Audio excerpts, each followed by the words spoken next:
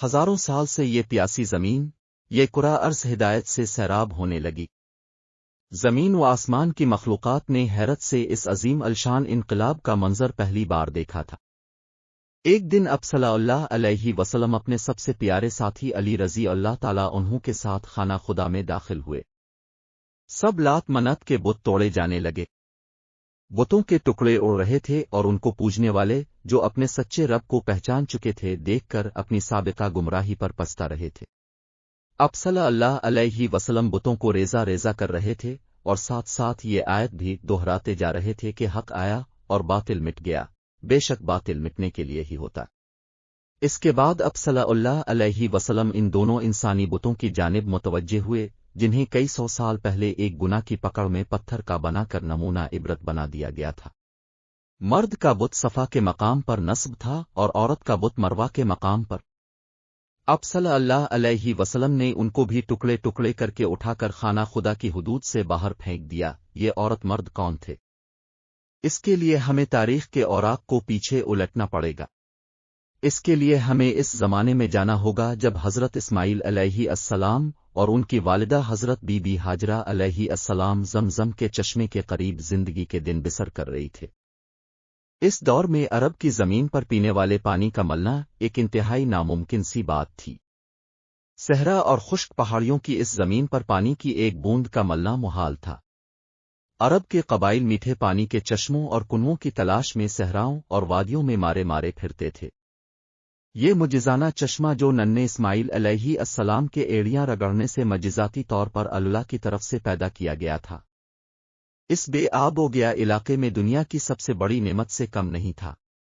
और एक कबीला जो बनी जरहम के नाम से तारीख में मशहूर था, वो भी मीठे पानी की तलाश में सहराओं की खाक छान रहे था।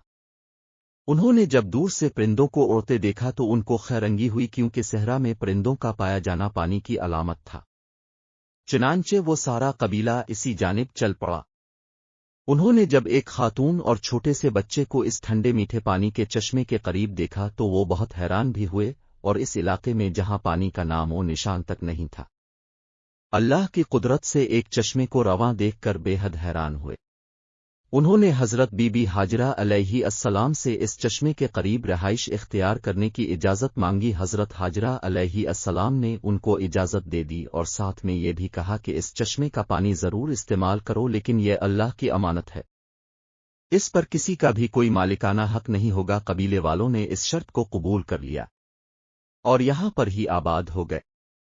जब वक्त गुजरने लगा, जब हजरत इस्माइल अलैहि अस्सलाम तो बीबी हाजरा अलैहि अस्सलाम ने नौजवान इस्माइल की शादी इसी कबीला जरहम की एक लड़की से कर दी, और यूं रफ्ता रफ्ता हजरत इस्माइल अलैहि अस्सलाम की औलाद खूब फली फूली और यूं मक्का, जिसका असल नाम बके था, एक आबादी की शक्ल इख्तियार कर गया। कबीला जरहम वाले काफी अरसा तक तो सीधे रास्ते पर रही, लेकिन फिर ए सित्ता उनमें खराबी पैदा होनी शुरू हो गई। अब उन्होंने कबा शरीफ का इंतजाम संभाल लिया और हज के लिए आने वाले लोगों से मिलने वाला हदिया खुद समेटने लग गए, और यूं रफ्ता रफ्ता उनके अंदर जराइम पैदा होने शुरू हो गए। तब अल्लाह ताला ने उनको सजा देने के लिए उनसे जमजम छीन लिया, और जमजम का पानी खुश्क हो गया। वक्त गुजरने के साथ साथ जमजम के निशान तक मिट गए।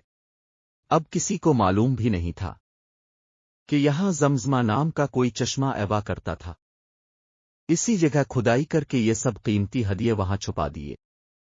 अब जैसा कि अल्लाह ताली किसी कौम के बिगड़ने पर इस कौम को किसी दूसरी कौम के एतवाहे अजाब देता है, इस कौम को भी अजाब देने का फैसला कर लिया गया, और एक और कबीले बनी खज़ा अलैहिस्सलाम को उन पर मुसल्लत कर दिया। बनी खज़ा अलैहिस्सलाम वालों ने बनी जरहम को मार मार कर मक्का से निकाल दिया। उनके कबीले के कसीर तादाद में अफराद को कत्ल भी कर डाला, और यूं लुटे पट्टे बनी जरहम यमन में जाकर आबाद हो गए। इसी जमाने में इस कबीले के एक लड़के और लड़की ने जन्म लिया। लड़के का नाम ऐसा बिन यल्ला था और लड़की का नाम नाइला बिन्त ज़ैद था। दोनों जब जवान हुए तो एक दूसरे के इश्क में गिरफ्तार हो गए, और उन्होंने आपस में नाजायज ताल्लुकात कायम कर लिए। एक बार ये दोनों हज के लिए एक काफिले के हमरा मक्का मुकर्रमा गए।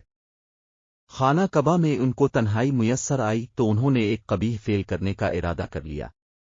چنانچہ جیسے ہی گناہ کے مرتکب ہوئے تو انہیں عذاب الہی نے آن گھیرا، یوں وہ پتھر کے بت بنا دیے گئے۔ اس کے آگے کے حالات اپنے تحریر کی ابتدا میں پڑھ لیے ہیں۔ جب ان کے بت نبی کریم صلی اللہ علیہ وآلہ وسلم نے خانہ کعبہ کی حدود سے باہر پھینکوا دیے، تو اس وقت مسلمانوں کے ذہن میں صفا و مروہ کے دوران سعی کے بارے میں شک و شبہ پیدا ہو گیا۔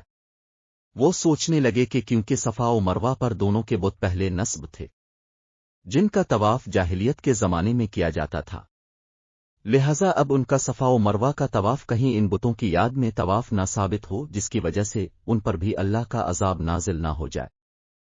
اس پر سورہ بقرہ کی آیت نمبر 158 نازل ہوئی، جس میں اللہ تعالی نے ارشاد فرمایا، بے شک صفا اور مروہ اللہ کی نشانیوں میں سے ہے، جو شخص حج کرے بیت اللہ کا عمرہ کرے تو نہیں ہے کچھ گناہ اس پر جو صحیح کرے ان دونوں کے درمیان، اور جو شخص خوش دلی سے کرتا ہے کوئی نیک کام تو بے شک اللہ ہے قدردان، سب کچھ جاننے والا ہے۔